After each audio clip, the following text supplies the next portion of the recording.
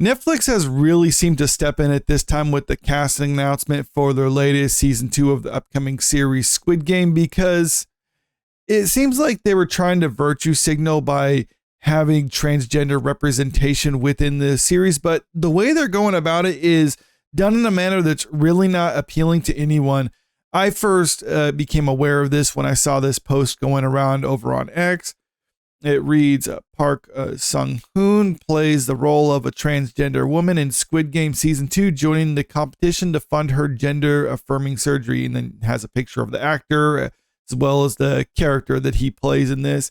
And when I first saw this, naturally there's going to be people who don't like this because they don't like having various groups like this shoehorned into whatever series it is or whatever movie it is. And I'm not saying that that's the case when it comes to this, like that it's just a diversity hire, because if you've seen Squid Game season 1, you know that there's supposed to be a big list of characters and they're supposed to be very diverse. I mean, as diverse as a Korean show can actually be.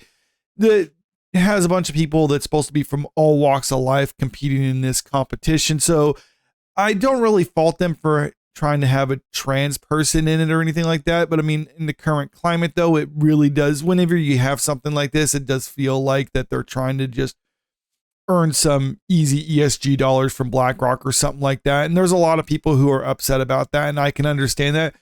But the funny thing about this attempt at virtue signal is you get people on the other side of the aisle upset about this one too, because a lot of the people who are upset about this that are more on the left side of the political spectrum are upset because it's a regular white guy playing a trans person as opposed to having a trans actor playing this role. I got this article pulled up and I specifically looked at outlets that would support that sort of thing. So this is from the Mary Sue. Could have gave it to a real trans person. Squid Game season 2 is under fire for not hiring a trans actress for a trans role. So that's what I mean about Netflix doing something that really doesn't appeal to anyone this on this one. And I personally don't care about the casting decisions. I think actors are actors. They're supposed to play people that aren't them. If you have a trans person playing a trans character, well, they're not necessarily playing that character because they're going to be drawn from their own experience. So they're going to be playing in a sense themselves. I think it actually does benefit the character if you have a good actor playing a role that's far removed from how they actually are, because they're not bringing their own baggage to the role. But that's just my personal philosophy when it comes to these sort of things. I'm usually not a fan of the method acting sort of mentality. People think like, oh, well, you need to embody that character because you can't truly embody that character. You can only embody what you think that character would be. And that's actually not the best way to go about it. The best way to go about it is just to be creative and to, just act. But that's a completely other tangent. I know a lot of people probably disagree with me, but that's just my school of thought on that matter. Recently, Netflix posted a meet the cast video for Squid Game season 2. In the video, Park reveals he is playing Jung-jae, a former special forces soldier and transgender woman. She joins the games to raise money for her gender-affirming surgery, despite facing prejudice and tough situations. Jung-jae quickly arises as a natural leader, Park states. She breaks down stereotypes and shine as an inspiring character. Okay, so that's from the actor playing them. While Jung-jae's story sounds intriguing, many were quick to question why a transgender actress wasn't chosen to portray her.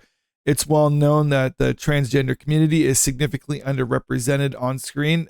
Actually, they're probably more represented than what they're supposed to be if you're looking for plurality with society, but whatever, it is what it is.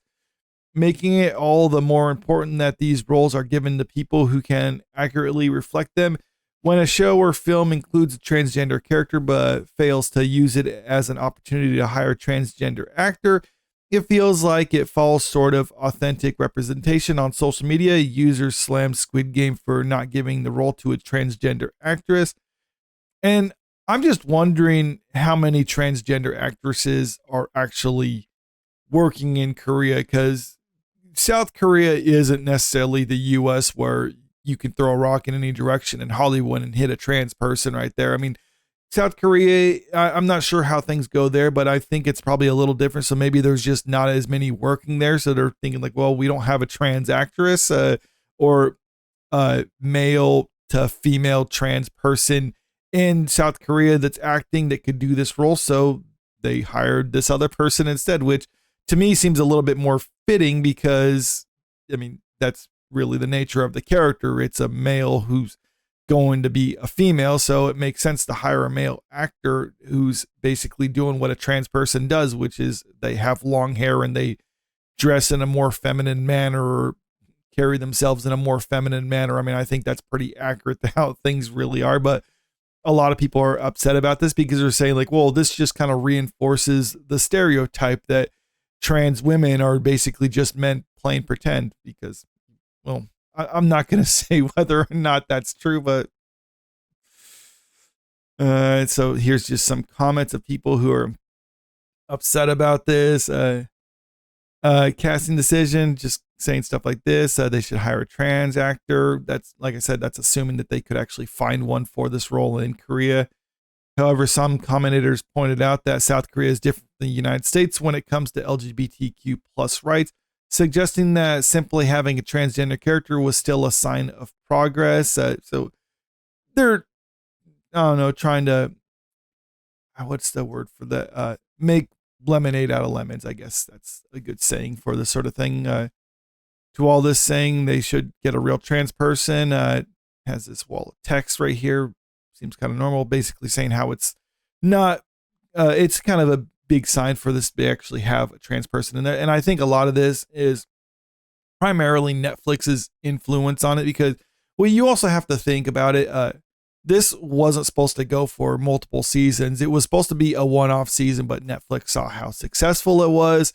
So they wanted more. And I believe they're also going to be shooting a third season sometime next year, or it's supposed to come out next year. I think this one's supposed to come out soon after the new year, and then it's the third season supposed to come out following year. So they're having because of Netflix's influence, there's 2 more seasons of this show than what was initially intended for it.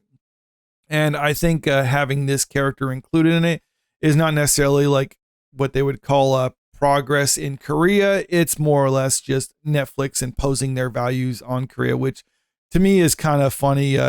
Predominantly white owned company from the West is imposing their views and values on a Asian nation, and people like this are saying, well, that's progress right there.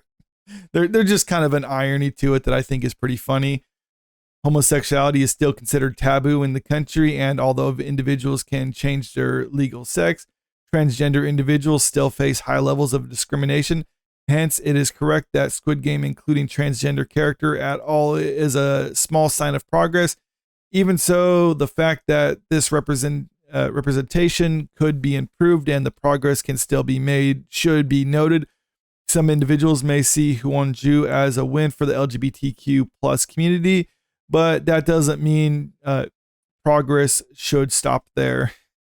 So we'll have to wait and see when this actually comes out, how it's received, because when it came to season 1, it was wildly popular. A lot of people loved it, but I don't say I speak for everyone. I can only speak for myself. I really wasn't asking for a season 2, and I didn't want a season 2 of this. I think it was a good one-off series, and I can see how they're going to try to change things up a bit in order to try to make sure that they can continue it on and make it feel fresh. But I'm just not interested in what goes on after the fact. And actually, when it came to season 1, some of the worst stuff about season 1, like when they see the people behind the scenes and like the American backers and other people like that, like betting on it.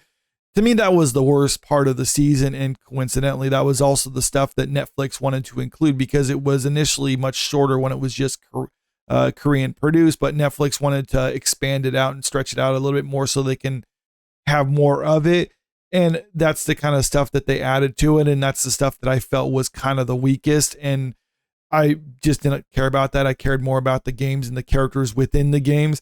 And season 2 and season 3 is essentially just all of Netflix's involvement with it, all they're saying, all their input on what they wanted for this. So That's why I don't really have high hopes for season 2. And having news like this about this character, which is just kind of alienating and off-putting to pretty much a large portion of the audience, I don't think it's going to help them much, but maybe things will work out because, like I said, I can see them having just a wide variety of characters. So having a trans person in it, okay, it kind of works with it, depending on how they execute it. But I mean, either way, it does feel like it's just a tokenized version in order to pander to various groups.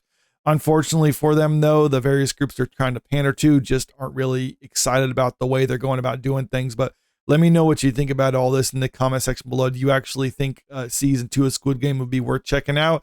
Are you just not interested in it? Did this decision on their part impact your decision on it whatsoever? Were you going to watch it until you heard about this? Or what side of this do you actually think on? Do you think they shouldn't have this character in there? Or do you think it should be a trans person playing this character? Comment below, let me know. And also, if you haven't already, make sure you click that subscribe button if you want to stay up to date with the latest entertainment news. And don't forget to click that like button and share this video out there because it really helps out with the channel. Thank you.